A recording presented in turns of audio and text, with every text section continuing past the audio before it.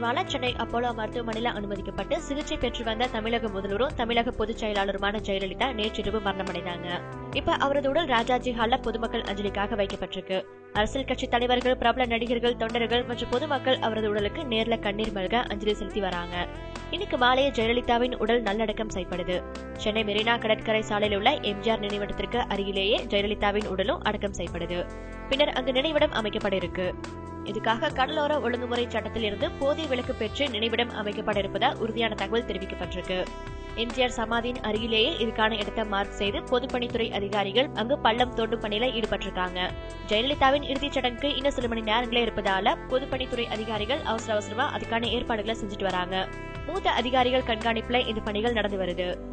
இது ஒரு புறம் இருக்க, ராஜாஜி ஹால்ல ஜெயலலிதாவின் முகத்தை இறுதியா பார்க்க இயலாத பொதுமக்கள் எப்படியோ அடக்கத்திற்கு முன் கடற்கரை சாலையில் பார்த்துவிட வேண்டும் அப்படின்னு அங்கு கூஞ்சிட்டு இருக்காங்க. இதனால அப்பகுதியில ஆயிரக்கணக்கான மக்கள் காணப்படுறாங்க. அதனால பாதுகாப்பு பணியில ஏராளமான போலீஸ் ஈடுபட்டிருக்காங்க.